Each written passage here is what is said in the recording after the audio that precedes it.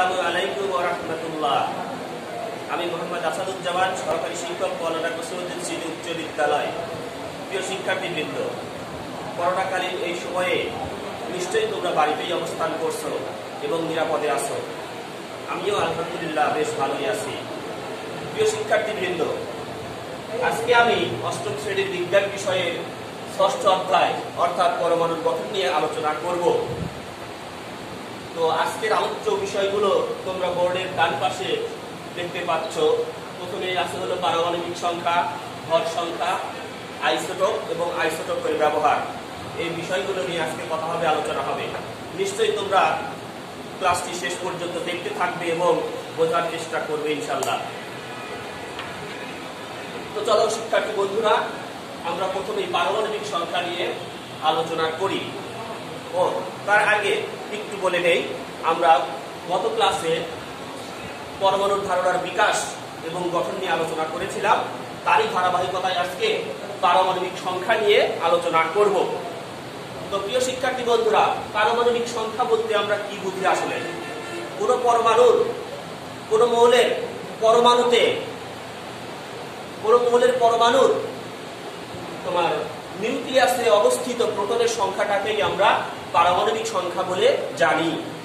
তো তোমাদের ক্লাস 8 এর যে বিজ্ঞান বই ষষ্ঠ অধ্যায়ের পরমাণুর গঠনের যে অধ্যায় আছে, সেখানে তোমরা একটা তালিকা দেখতে পাবে যে 18টা মৌল তোমাদের একটা সুশৃঙ্খল নিয়মে সাজানো আছে।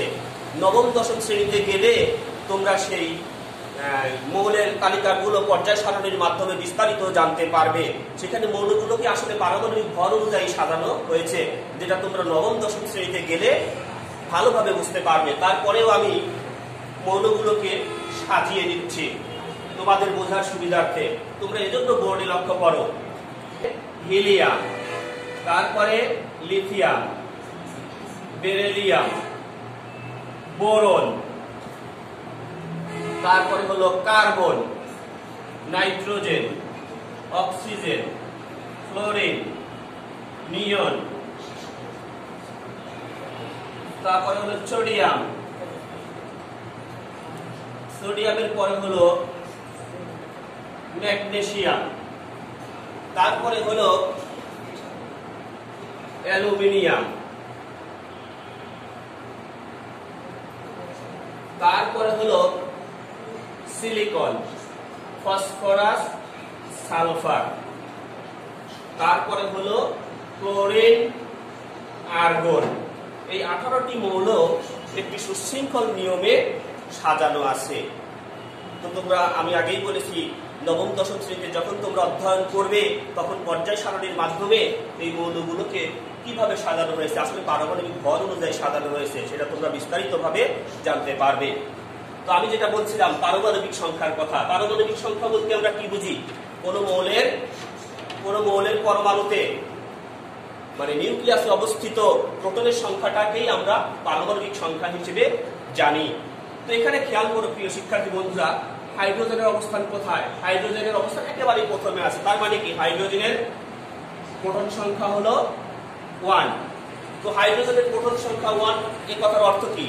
হাইড্রোজেনের প্রোটন সংখ্যা যদি 1 হয়, সেক্ষেত্রে হাইড্রোজেনের প্রোটন সংখ্যা যদি 1 হয়, সেক্ষেত্রে পারমাণবিক সংখ্যা কত হবে?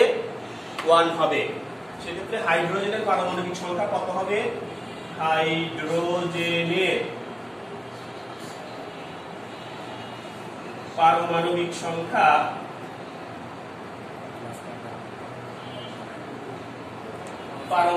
সংখ্যা এই 1ই হবে। অপরপক্ষে তোমরা কার্বনের কথাও চিন্তা করতে পারো। কার্বনের পজিশন কত? 1 2 3 4 5 6। তার মানে কার্বনের প্রোটন সংখ্যা 6। তো কার্বনের প্রোটন সংখ্যা যদি 6 হয়, তাহলে পারমাণবিক সংখ্যা কত? পারমাণবিক সংখ্যা নিশ্চয়ই কার্বনের 6। ওকে প্রিয় শিক্ষার্থী বন্ধুরা, পারমাণবিক সংখ্যা থেকে আর কি কি তথ্য পাওয়া যেতে পারে? আমরা আগেই বলেছি পারমাণবিক সংখ্যা হলো প্রোটনের সংখ্যা। তার মানে কি? প্রোটন সংখ্যা পাওয়া যাবে।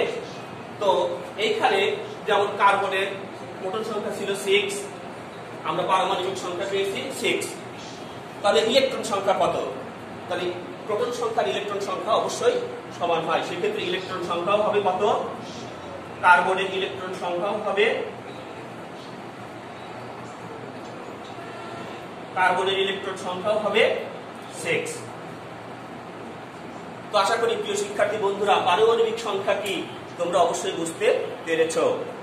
এবারে আমি ভর সংখ্যায় চলে যাব। তো ভর সংখ্যা বলতেই বা আমরা কি বুঝি? ভর সংখ্যা হলো মৌলের পরমাণুতে অবস্থিত মানে নিউক্লিয়াসে অবস্থিত প্রোটন এবং নিউট্রন সংখ্যার যোগফলকেই আমরা ভর সংখ্যা বলে জানি। তো এখানে আমরা উদাহরণের সাহায্যে একটু বুঝতে চেষ্টা করি।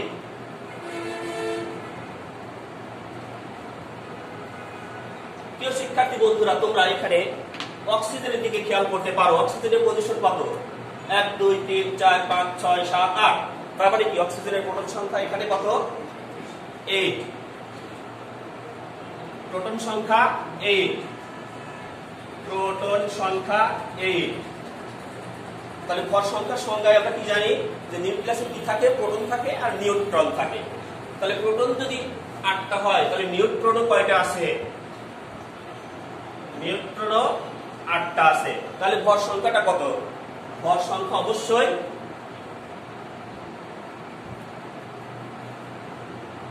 ভর সংখ্যা সমান সমান কি p যোগ n। p তে কি প্রোটন আর n তে নিউট্রন। তার মানে কত? 8 প্লাস 8 ইকুয়াল টু কত? 16। তার মানে কি দাঁড়ালো? অক্সিজেনের ভর সংখ্যা দাঁড়ালো কত? 16। তো এবার আমি একটু চিত্রের সাহায্যে তোমাদের বোঝাতে চেষ্টা করছি। আমি একটা পরমাণু, এটা কেন্দ্রে আর কি থাকে তোমরা জানো যে প্রোটন নিউট্রন থাকে। তার মানে কি নিউক্লিয়াস।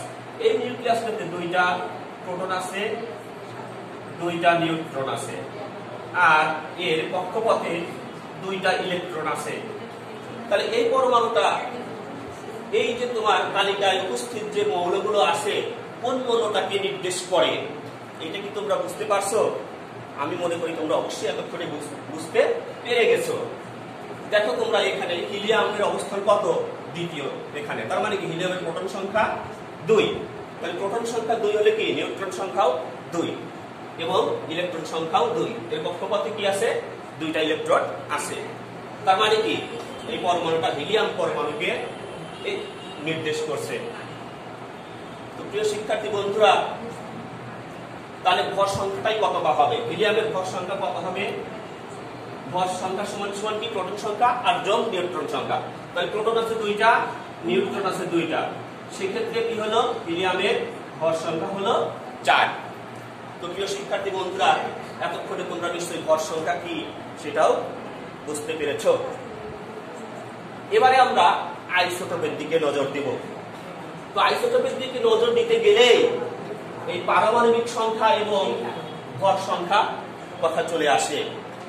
কেন চলে আসে? কারণ আইসোটোপের সংজ্ঞায় বলা হয়েছে মৌলের ভিন্ন ভিন্ন পরমাণুতে প্রোটনের সংখ্যা বা পারমাণবিক সংখ্যা যদি সমান হয় কিন্তু ভর সংখ্যা যদি আলাদা হয় সেক্ষেত্রে আমরা তাকে সেই মৌলের আমরা আইসোটোপ বলে থাকি। তো তাই যদি হয় তাহলে আমরা এই উদাহরণগুলো থেকে আমরা একটা উদাহরণ দিতে চেষ্টা করব আইসোটোপের। আইসোটোপের কি আছে? যেমন হাইড্রোজেনের 3টা আইসোটোপ আছে। হাইড্রোজেনের তোমরা জানো যে 3টা আইসোটোপ আছে, সেগুলো কি প্রোটিয়াম, ডিউটেরিয়াম এবং ট্রিটিয়াম নামে পরিচিত। তো যেখানে কি থাকবে? প্রোটন সংখ্যা এবং ইলেকট্রন সংখ্যা কিন্তু সমান থাকবে, আর কি থাকবে? কিন্তু ভর সংখ্যা আলাদা থাকবে। সেইটা এখন আমি চিত্রের সাহায্যে তোমাদেরকে বোঝাতে চেষ্টা করব ইনশাআল্লাহ। এইটা দেখো, এখানে একটা প্রোটন আছে, এর কক্ষপথে একটা কি আছে? একটা ইলেকট্রন আছে। ইলেকট্রনটা এখানে আমি মাইনাস চিহ্ন দিলাম, কারণ ইলেকট্রন কি? ইলেকট্রন হলো ঋণাত্মক চার্জ ক্যারি করে, বহন করে। তার মানে কি এই প্রোটিয়ামে কি আছে? একটা প্রোটন আছে, একটা ইলেকট্রন আছে, এখানে কোনো নিউট্রন নেই। এবার ফিগার নাম্বার 2 এ তোমরা খেয়াল করো, এখানে একটা প্রোটন আছে আর একটা নিউট্রন আছে। নিউট্রনকে আমি যেহেতু আলাদা রঙে কলম নাই সেহেতু আমি এভাবে চিহ্নিত করে দিচ্ছি। আর হলো কক্ষপথে কি আছে? অবশ্যই একটা ইলেকট্রন থাকবে। কেন একটা ইলেকট্রন থাকবে? প্রোটন একটি আছে, এজন্য ইলেকট্রনও একটি থাকবে। এবার 3 নাম্বার চিত্র। এখানে একটা প্রোটন আছে, আর কি থাকবে?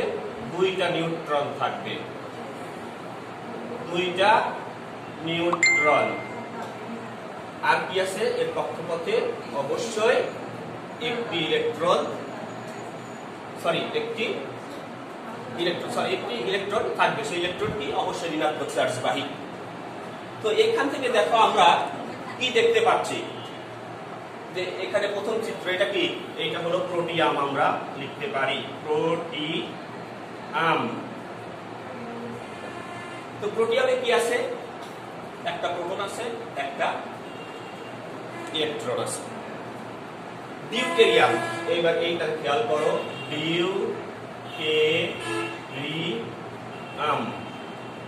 ডিউটেরিয়ামের দিকে খেয়াল করলে দেখতে পাবে একটা প্রোটন আছে, একটা নিউট্রন আছে, আর একটা কি? একটা ইলেকট্রন আছে।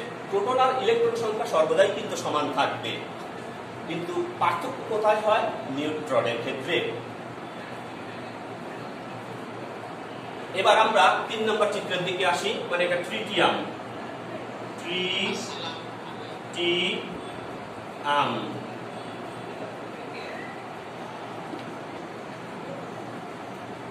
প্রিয় শিক্ষার্থী বন্ধুরা, একটা কথা বলতে ভুলে গেছি, প্রোটন আর নিউট্রন সংখ্যা কিন্তু সব ক্ষেত্রেই সমান হয় না। প্রোটন আর ইলেকট্রন সংখ্যাটা সমান, প্রোটন আর নিউট্রনের ক্ষেত্রে কিন্তু ভিন্নতা অনেক ক্ষেত্রেই পরিলক্ষিত হয়। তো এখানে আসে ট্রিটিয়ামে প্রোটন সংখ্যা এখানে কয়টা আছে? একটা, আর নিউট্রন আছে দুইটা। আর প্রোটন যেহেতু একটা আছে, ইলেকট্রন অবশ্যই একটি আছে। তাহলে এটা কি? এটা হলো ট্রিটিয়াম। তো আমরা এবারে প্রিয় শিক্ষার্থী বন্ধুরা, প্রত্যেকটা ক্ষেত্রেই দেখো একটা প্রোটন আছে, একটা ইলেকট্রন আছে। এটা তো আর হিসাব করার দরকার নাই, আমরা এখানে ভর সংখ্যা হিসাব করে দেখি যে পার্থক্য আছে কি না। তো প্রোটিয়ামের ভর সংখ্যা আমরা হিসাব করি। প্রোটিয়ামের ভর সংখ্যা যদি আমরা হিসাব করতে যাই, তাহলে কি দেখতে পাবো? ভর সংখ্যা সমান সমান কি? প্রোটন সংখ্যা যোগ নিউট্রন সংখ্যা। এখানে কি? একটা প্রোটন আছে, এখানে কোনো নিউট্রন নাই, তার মানে কি? 0। তাহলে 1 + 0 = কত? 1। এটা প্রোটিয়ামের ভর সংখ্যা। ওকে, এবার আমরা দ্বিতীয় চিত্র মানে ডিউটেরিয়ামের দিকে একটু নজর দেই। এখানে কি আছে দেখো?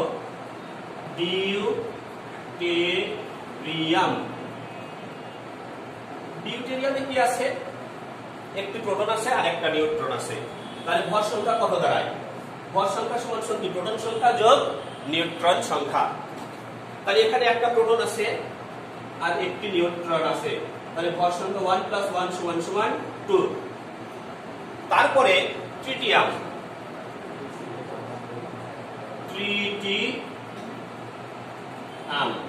ট্রিটিয়ামের ক্ষেত্রে খেয়াল করো, এখানে একটা প্রোটন আছে আর দুইটা নিউট্রন আছে। তাহলে ভর সংখ্যা সমান সমান কি? আমরা তো জানি যে প্রোটন সংখ্যা যোগ নিউট্রন সংখ্যা।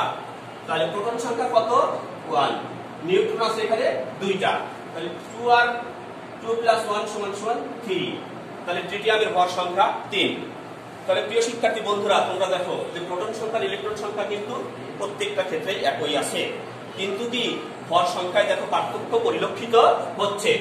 প্রোটিয়ামের ভর সংখ্যা 1, ডিউটেরিয়ামের 2 এবং ট্রিটিয়ামের 3। এতে কি বোঝা যায়? আমাদের সংখ্যার সাথে কিন্তু মিলে গেল যে মৌলের ভিন্ন ভিন্ন পরমাণুতে, দেখো ভিন্ন ভিন্ন পরমাণুতে কি আছে? প্রোটন বা ইলেকট্রনের সংখ্যা যদি সমান আছে, কিন্তু ভর সংখ্যা পার্থক্য আমরা দেখতে পাচ্ছি। তার মানে কি? একে আমরা আইসোটোপ, যে আমাদের সংজ্ঞার কথা আমরা যে বলেছিলাম, সেই সংজ্ঞার সাথে আমাদের এই চিত্রের সাহায্যে আমরা যে উদাহরণগুলো দিলাম সেইটা মিলে গেল।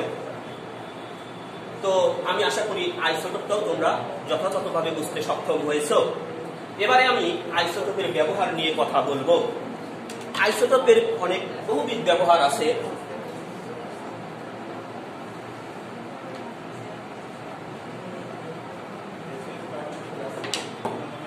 আইসোটোপের, তো প্রিয় শিক্ষার্থী বন্ধুরা, যে কথা বলছিলাম যে আইসোটোপের বহুবিধ ব্যবহার আছে, যেমন তোমার চিকিৎসা ক্ষেত্রে,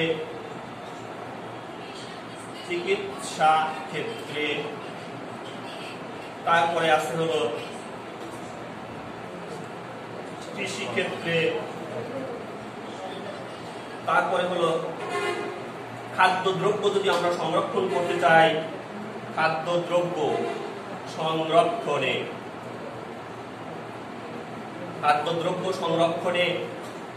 তারপরে ফসিল গবেষণা বা জীবাশ্ম, এটা কি তার মানে কি ভূতাত্ত্বিক গবেষণার ক্ষেত্রে ভূতাত্ত্বিক গবেষণা। তো আইসোটোপের ব্যবহারের কথা বলছিলাম চিকিৎসা ক্ষেত্রে।